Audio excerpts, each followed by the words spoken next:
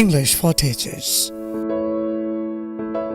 ইংরেজি শেখা ও শেখানো নিয়ে আমার পরামর্শ। এখন যে কথাগুলো আমি বলবো তা পুরো শিক্ষক ও শিক্ষার্থী শ্রেণীর কাজে আসবে।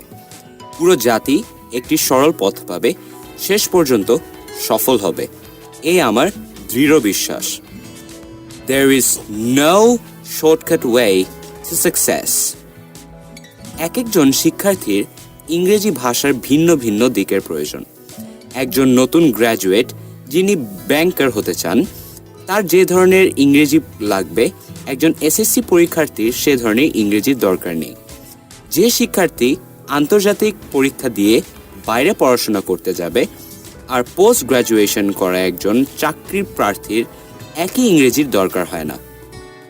তাই সবার আগে ঠিক করতে হবে আমার কী ধরনের ইংরেজি প্রয়োজন। এরপর দেখতে হবে ইংরেজি ভাষার কতটুকু জানি।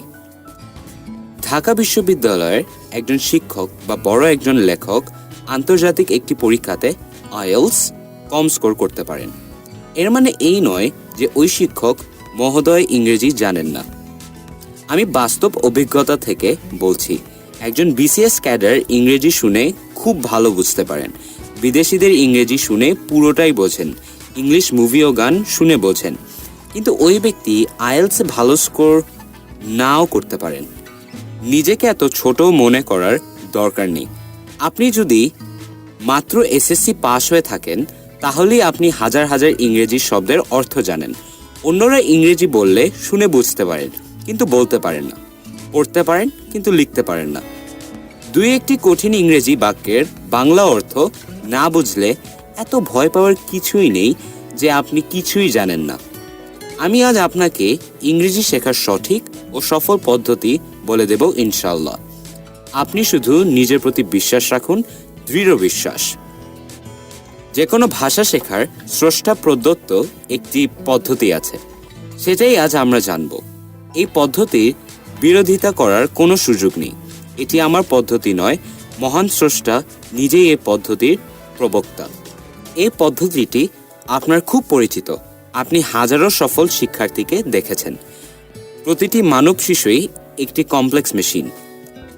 একটি শিশুর বেড়ে ওঠা আপনি দেখেছেন, আর ধীরে ধীরে কথা বলা, পড়া ও লেখার দক্ষতা বৃদ্ধির স্তরগুলো আপনি অনেকবার দেখেছেন। ইংরেজি শিখতে হলে ঠিক ওই পদ্ধতিগুলোই আপনাকে অনুসরণ করতে হবে। একটি শিশু প্রথম 1 বছর শুধু শুনতে থাকে, মুখের দিকে তাকিয়ে থাকে, দুই একটি শব্দ দিয়ে কিছু বলতে চেষ্টা করে, এরপর না বুঝেই ছবি দেখে পড়ার চেষ্টা করে এবং শেষ পর্যন্ত লিখতে শেখে। দেখেছেন নিশ্চয়ই, শিশুটি প্রথম শোনে। নোয়াখালী এলাকার শিশু নোয়াখালীর উচ্চারণ শেখে, বরিশালের শিশু বরিশালের উচ্চারণ, সিলেটের শিশু সিলেটের উচ্চারণ শেখে। কেন? আমাদের বলা নির্ভর করে শোনার উপর। শোনা হচ্ছে ইনপুট আর বলা হচ্ছে আউটপুট। তাহলে স্পোকেন ইংলিশ শিখতে হলে কি করতে হবে? আপনি বলুন তো। হ্যাঁ, ঠিক ধরেছেন, শুনতে হবে। কি শুনতে হবে? ধ্বনি, শব্দ, বাক্য শুদ্ধ উচ্চারণে শুনতে হবে। আপনার লেভেল অনুযায়ী শুনতে হবে। শুধু বাক্যের অর্থ বুঝতে চাইলে স্পোকেন ইংলিশ শেখা হবে না। ইংলিশ সাউন্ডস আয়ত্ত করুন। ইংলিশ গান শুনুন, মুখে আওড়াতে থাকুন। ইংলিশ মুভি দেখুন, থামিয়ে থামিয়ে ঠিক ওদের মতো বলার চেষ্টা করুন। ইংলিশ বক্তৃতা শুনুন, দেখুন, থামিয়ে থামিয়ে ঠিক ওদের মতো বলার চেষ্টা করুন। প্রথমে আপনার লেভেল অনুযায়ী সহজ ও বোধগম্য ইংরেজি শুনুন। একটু কঠিন ইংরেজি হলে সহজ ইংরেজি অর্থ ও বোধগম্য না হলে বাংলা অর্থ শিখুন। শুনুন, উচ্চারণ করুন, উপস্থাপন করুন। এরূপ একটি কোর্সেই ফেলতে পারেন। সাহায্যের জন্য 01765049900।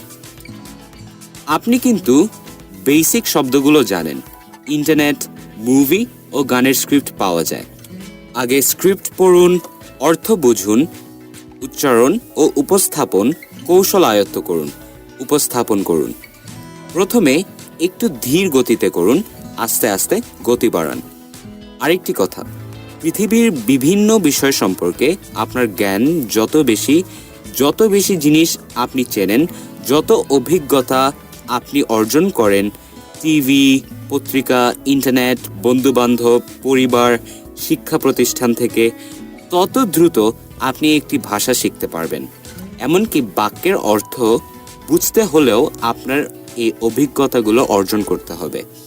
আপনি যেহেতু বই পড়তে পারেন, প্রথমে ছোটদের ইংরেজি গল্পের বই পড়ুন, অর্থ বোঝার চেষ্টা করুন, গল্পটি নিজের ভাষায় উপস্থাপন করতে চেষ্টা করুন, বন্ধুর কাছে বলুন। ইংরেজি ভাষা একটি সমুদ্র, 10 অথবা 20টি বই পড়লে কিছুই হবে না। এটি একটি চলমান প্রচেষ্টা এবং প্রক্রিয়া। এই ভাষা শেখার গুরুত্ব আপনি না বুঝলে আপনার চেষ্টায়ও ভাটা পড়বে। আপনি হাই স্কুলের শিক্ষার্থী হলেই চলবে, কমপক্ষে 1 বছর লাগবে একটি ভালো পর্যায়ে পৌঁছতে। আমি যতটুকু শিখেছি তাতেই 15 বছর লেগেছে। এটাই সত্য, এটাই বাস্তব। চলুন প্রচলিত ধারণা থেকে বের হয়ে একটু ভিন্ন দৃষ্টিকোণে দেখি। বারাক ওবামাকে যদি কুতুবদিয়া দ্বীপ সম্পর্কে ইংরেজিতে একটি বক্তৃতা দিতে বলা হয়, তিনি বলবেন, sorry, I don't have an idea about Kutubdia. তিনি বাংলাদেশের যে কোনো ব্যক্তির চেয়ে ভালো ইংরেজি জানেন, যে কোনো ইংরেজি বাক্যের অর্থ বোঝেন, ইংরেজি শব্দ বেশি জানেন, বক্তৃতার সেরা কৌশল জানেন। কিন্তু তা সত্ত্বেও তিনি যদি এই টপিকটি সম্পর্কে বাংলায় বক্তৃতা দিতে চান, তাহলে তাকে কয়েকটি ধাপ অনুসরণ করতে হবে। 0, দ্বীপটির একটি ভিডিও বা ছবি দেখতে হবে, অথবা কারো কাছে গল্প আকারে শুনতে হবে, অথবা পড়তে হবে, অথবা স্থানটি ভিজিট করতে হবে। সবচেয়ে গুরুত্বপূর্ণ ধাপটি হচ্ছে বিষয় সম্পর্কে ধারণা বা আইডিয়া থাকা। এটি না থাকলে যত শব্দই জানা থাকুক না কেন, গ্রামার পাণ্ডিত্য থাকুক, উপস্থাপনায় খ্যাতি থাকুক, যত বড় বড় ডিগ্রি থাকুক, অর্থ বোঝার সামর্থ্য থাকুক, অনুবাদ করার দক্ষতা থাকুক, ওই বিষয় সম্পর্কে কিছু বলা বা লেখা সম্ভব নয়। মনে রাখতে হবে, মুখস্থ লেখা বা বলা মূলত ভাষা শেখা দিয়ে রসিকতা করা। 1, কুতুবদিয়া সম্পর্কে বলতে যতটি শব্দ দরকার, তার সবার আগে উচ্চারণ জানতে হবে। ফোনেটিক্স, ফর এক্সাম্পল, আমি এখন কুতুবদিয়া দ্বীপ সম্পর্কে কিছু বলতে চাই। I now Kutubdia Island about something want to tell. 2, শব্দগুলোর অর্থ জানতে হবে। vocabulary, অর্থ জানতে হলেও আগে উচ্চারণ জানতে হবে। 3, উচ্চারণ ও অর্থের মধ্যে একটি আন্তঃসংযোগ করতে হবে। Phonetic meaning. 4, এবার দ্বীপটি সম্পর্কে তার বাংলা বাক্য বাংলাদেশিদের মুখে শুনতে হবে। শুদ্ধ উচ্চারণের জন্য মুখে আওড়াতে হবে। বাক্যের অর্থ বোঝার জন্য প্রাথমিকভাবে ইংরেজি অনুবাদের সহায়তা নিতে হবে। আমি এখন কুতুবদিয়া দ্বীপ সম্পর্কে কিছু বলতে চাই।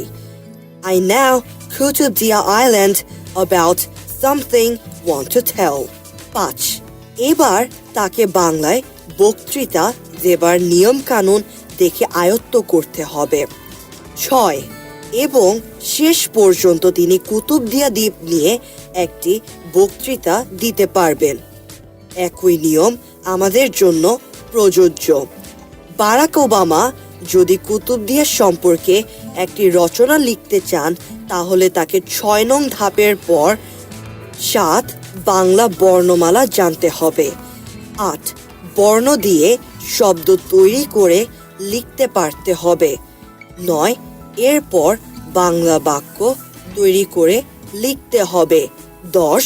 রচনা লেখার কৌশল জেনে শেষ পর্যন্ত লিখতে হবে, অর্থাৎ লেখা লিখতে চাইলেই সবার আগে ছবি, ভিডিও দেখা আইডিয়ার জন্য, উচ্চারণ ও অর্থ শেখা শব্দের জন্য। বলতে পারার কাজগুলো করতে হবে, কারণ যা আমরা বলতে পারি তা আমরা লিখতেও পারি।